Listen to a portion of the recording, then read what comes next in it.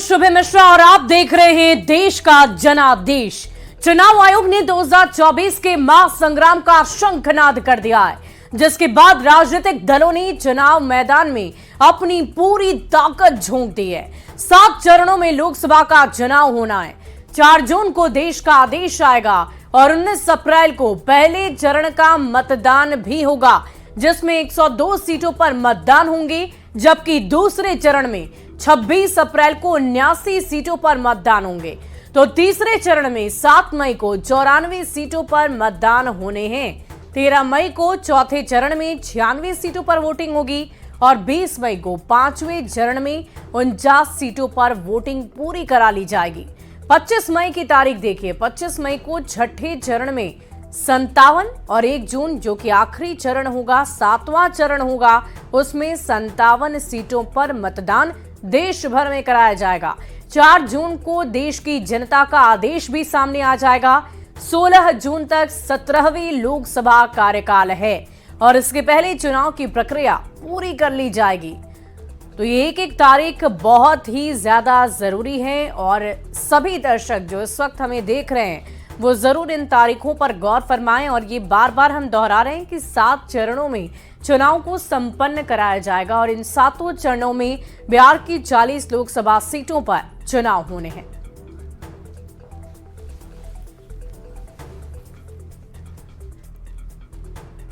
और बिहार की बात कर लें तो बिहार में सभी 7 चरणों में लोकसभा चुनाव होंगे। पहले चरण में 19 अप्रैल को 4 सीटों पर मतदान होंगे, जबकि दूसरे, तीसरे, चौथे और 5वें चरण में 5 सीटों पर चुनाव होने हैं, जबकि छठे चरण में 8 और 7वें चरण में भी 8 सीटों के लिए मतदान होगा। किन किन लोकसभा क्षेत्रों में मतदान होने हैं उसकी पूरी जानकारी हम आपको इस ग्राफिक्स के माध्यम से देते हैं, जो इस वक्त आपकी टीवी स्क्रीन पर है। तीसरा चरण की ग्राफिक्स इस वक्त आप देख पा रहे हैं। चौथा चरण 13 मई 5 लोकसभा क्षेत्र दरभंगा, समस्तीपुर, मुंगेर, बेगूसराय, उज्जैरपुर, ये 5 लोकसभा क्षेत्र हैं जिस दिन 13 मई को इन क्षेत्रों में मतदान होगा। साथ ही साथ 5वां चरण में 20 मई को 5 लोकसभा क्षेत्र सीतामढ़ी, मुजफ्फरपुर, सारण, हाजीपुर, मधेपुरा, इन 5 लोकसभा सीटों पर चुनाव होने हैं और उसकी तारीख है 25 मई। 8 लोकसभा क्षेत्र की तस्वीर भी देखिए। वाल्मीकि नगर, पश्चिम चंपारण, पूर्वी चंपारण, शिवहर, वैशाली, गोपालगंज, सिवान, महाराजगंज। छठा चरण तो 8 लोकसभा क्षेत्र नालंदा, पटना साहिब, पाटलिपुत्र, आरा, बक्सर, सासाराम, काराकाट, जहानाबाद। तो 8 लोकसभा क्षेत्र इधर। और पहले की लोकसभा क्षेत्रों पर अगर आप गौर फरमाएं तो औरंगाबाद, गया, नवादा, जमुई, ये 4 लोकसभा क्षेत्र हैं जिसमें पहले चरण में पहली बार में मतदान होने हैं। दूसरे चरण की तस्वीर भी हम आपको दिखा रहे हैं ग्राफिक्स के माध्यम से। किशनगंज, कटिहार, पूर्णिया, भागलपुर, बांका, 5 लोकसभा क्षेत्र जहां पर चुनाव होंगे। तीसरे चरण में झंझारपुर, सुपौल, अररिया, मधेपुरा, खगड़िया, 5 लोकसभा क्षेत्र जहां पर मतदान किए जाएंगे। अपने मताधिकार का प्रयोग मतदाता कर पाएंगे।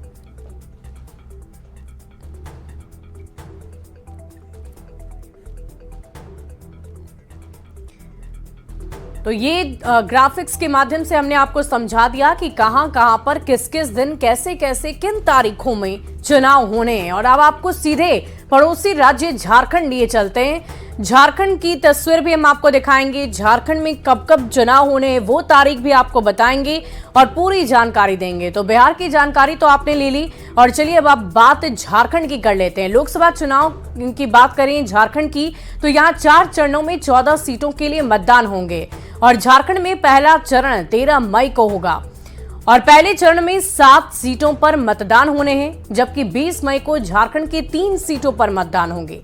25 मई को राज्य की 4 सीटों पर मतदान होगा और आखिरी चरण में 1 जून को 3 सीटों पर मतदान होंगे।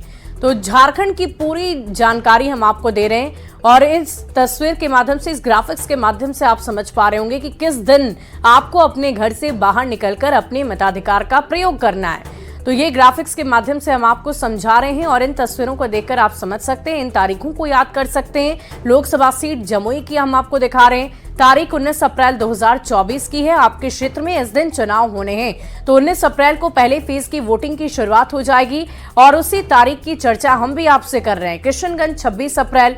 तो ये अलग अलग क्षेत्र हैं लोकसभा की, जिसकी जानकारी हम आपको दे रहे हैं, सीटों की जानकारी हम आपको दे रहे हैं कि किस दिन कब कहां पे आपको निकलना है घर से बाहर और अपने मताधिकार का प्रयोग करना है। तो ये तस्वीरें हम आपको दिखा रहे हैं। कटिहार की ये तारीख है और कटिहार की तारीख पर आप गौर फरमा सकते हैं। सीमांचल का ये पूरा क्षेत्र है और सीमांचल अगर हम बात करें तो MY समीकरण के लिए ज्यादा जाना जाता है। हालांकि इस बार वहां से उम्मीदवार कौन होगा, अभी तक लिस्ट बिहार की सामने आई नहीं है, लेकिन उन सीटों को लेकर हम पूरी जानकारी हम आपको देंगे। और चलिए, आपके क्षेत्र में कब कब चुनाव होने हैं वो पूरी जानकारी हम आपको देते हैं। सबसे पहले लोकसभा सीट बांका और तारीख 26 अप्रैल की है, तो ये तारीख आप याद कर लीजिए। साथ ही साथ बांका की हमने आपको तारीख दिखा दी। अब आपको सीधे लिए चलते हैं झंझारपुर, जो मिथिलांचल का क्षेत्र है। झंझारपुर की ये तारीख है 7 मई 2024 की। तो ये तारीख झंझारपुर वासी जो भी हमें देख रहे हैं, सुन पा रहे हैं, वो इस तारीख पर जरूर गौर फरमा ले। सुपौल, ये भी मिथिलांचल क्षेत्र में आता है, यहां पर भी तारीख 7 मई 2024 की है। अररिया, ये भी मिथिलांचल का क्षेत्र है, 7 मई 2024 की तारीख यहां पर भी रखी गई है। तो घर से जरूर बाहर निकलिएगा, अपने मताधिकार का प्रयोग जरूर करना है। इस लोकतंत्र के महापर्व में हिस्सा आपको भी लेना है। मधेपुरा, 7 मई 2024 की तारीख है मधेपुरा की भी, जिस दिन मतदाता अपने मताधिकार का प्रयोग करेंगे। खगड़िया, ये सीमांचल में आता है, 7 मई 2024 की तारीख यहां की भी है। तो देखिए, कुल मिलाकर 7 फीजों में पूरे देश भर में लोकसभा चुनाव होंगे। और मिथिलांचल का एक और क्षेत्र दरभंगा, 13 मई 2024 की तारीख। तो दरभंगा की ये तारीख हम आपको दिखा रहे हैं, जिस दिन लोकसभा के चुनाव होने हैं दरभंगा में। उजियारपुर आपको लिए चलते हैं, 13 मई 2024 की तारीख है। इस तारीख पर आप जरूर गौर फरमाइएगा, क्योंकि ये तारीख आपके लिए बहुत जरूरी है जाननी, याद भी रखिएगा।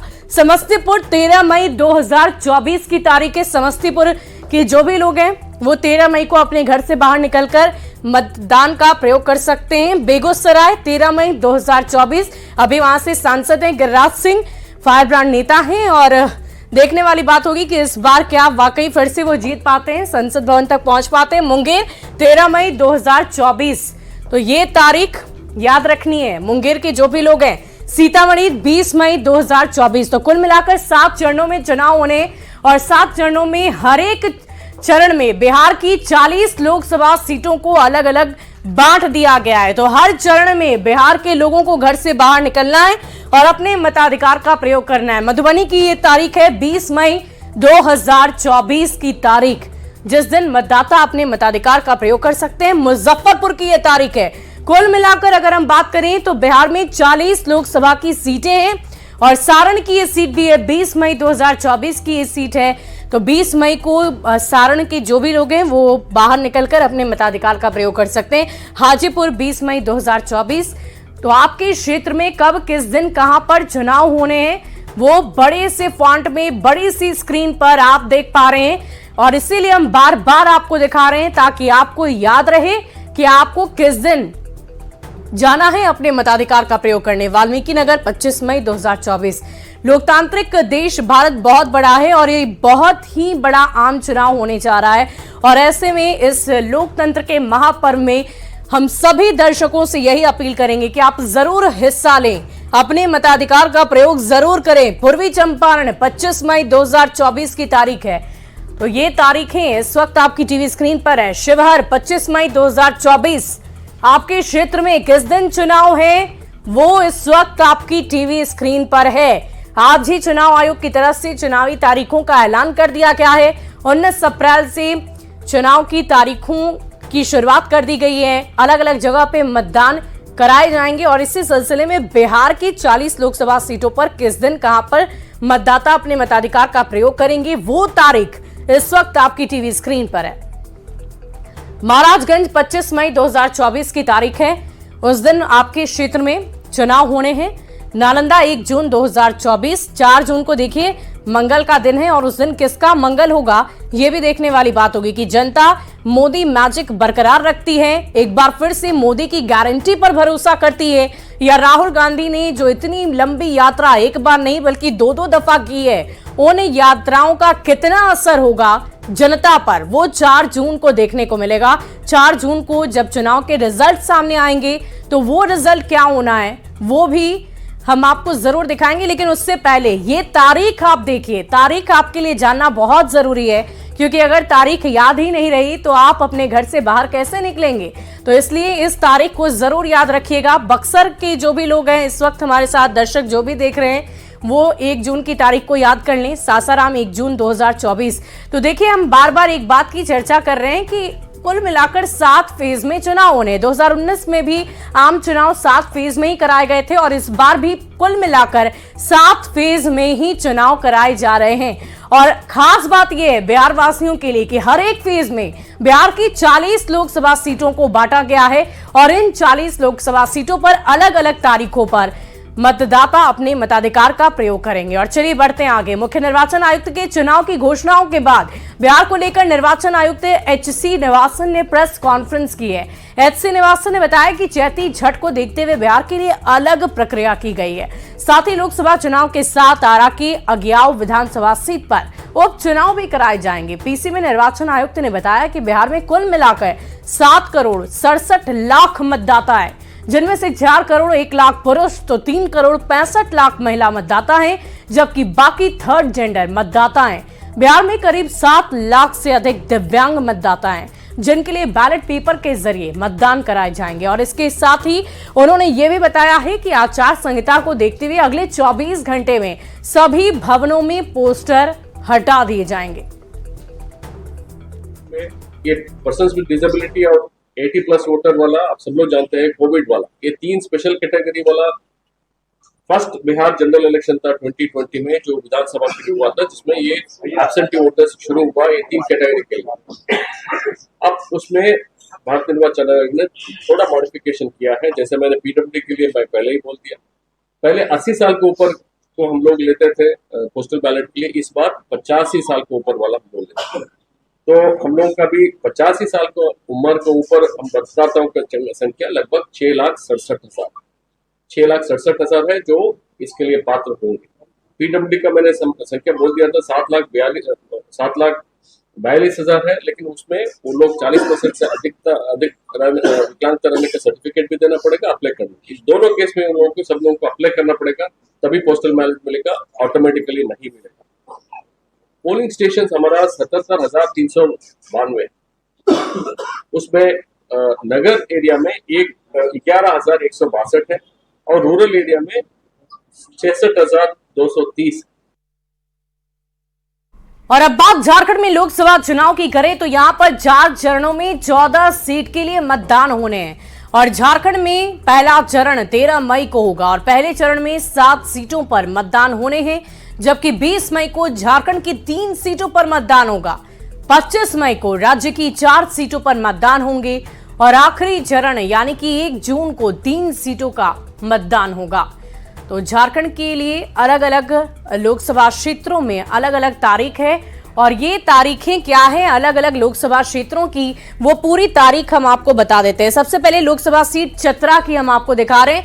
चतरा में किस दिन मतदान होंगे वो देख लिया आपने। कोडरमा की सीट है, 20 मई को यहां पर मतदान होने हैं। इसके अलावा दूसरी सीट आपको कोडरमा की ही हम आपको दिखा रहे हैं, 20 मई 2024 की ये तारीख है, गौर फरमाइएगा। इसके अलावा हजारीबाग 20 मई 2024 की तारीख है हजारीबाग की। तो कुल मिलाकर 14 लोकसभा क्षेत्र हैं और उन लोकसभा क्षेत्रों में कब कब कहां चुनाव हो रहे हैं वो तारीख हम आपको दिखा रहे हैं। गिरिडीह 25 मई 2024 की तारीख है।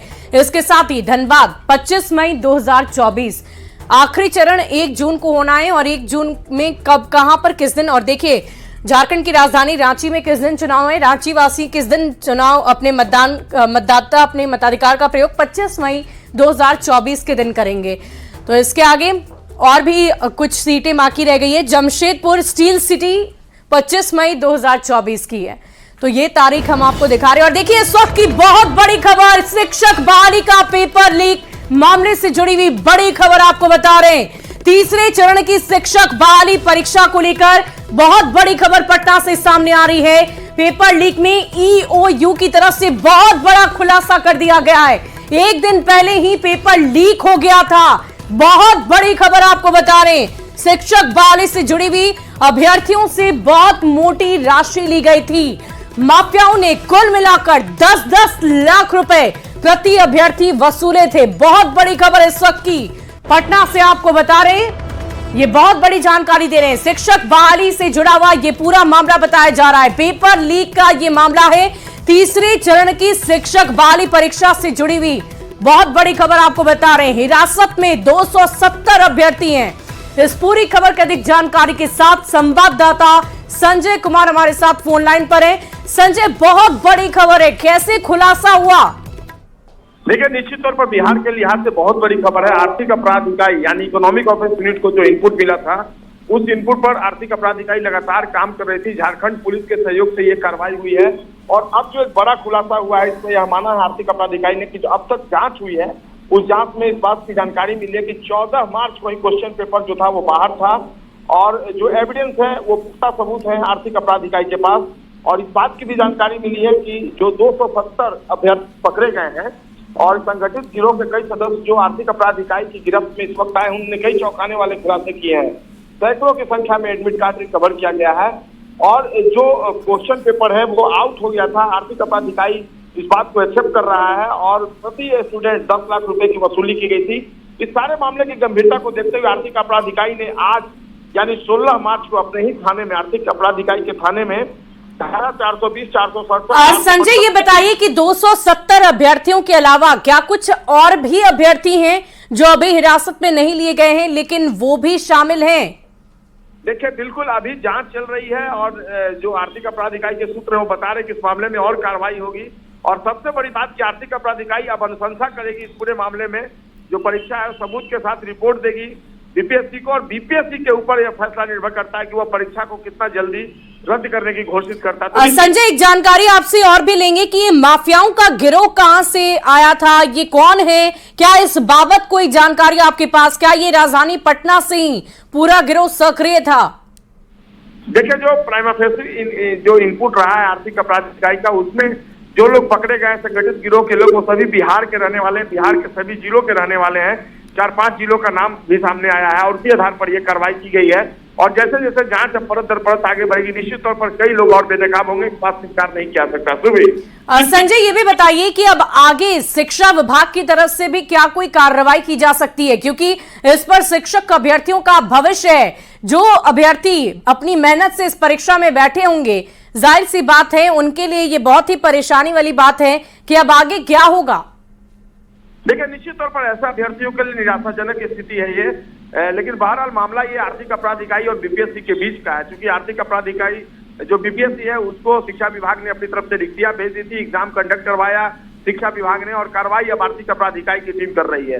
तो ऐसे में शिक्षा विभाग का अब कोई रोल नहीं बचा है, लेकिन आगे से भविष्य में किस तरीके से पेपर, क्योंकि बीपीएससी का दावा था कि पेपर लीक नहीं हो सकता है, ये दावा किया गया था, इस तरीके से इंतजाम किया गया है कि इस तरीके से कह सकते हैं कि व्यवस्था की गई थी कि पेपर कहीं से आउट नहीं होगा। लेकिन एक बहुत बड़ा चौंकाने वाला खुलासा वाकई संजय, ये देखने वाली बात होगी कि अब इस पूरे मामले पर आगे क्या कुछ कार्रवाई होती है। लेकिन ये बहुत ही निराशाजनक बात है उन अभ्यर्थियों के लिए जिन्होंने अपनी परीक्षा पूरी कड़ी लगन और मेहनत के बाद दी है। सवाल तो बार बार बिहार की शिक्षा व्यवस्था पर इसीलिए उठता है क्योंकि कई बार कभी रिजल्ट में गड़बड़ी होती है तो कभी परीक्षा कि पेपर या क्वेश्चन ही लीक हो जाता है। बहुत बहुत शुक्रिया आपका, पूरी खबर पर नजर बनाए रखें।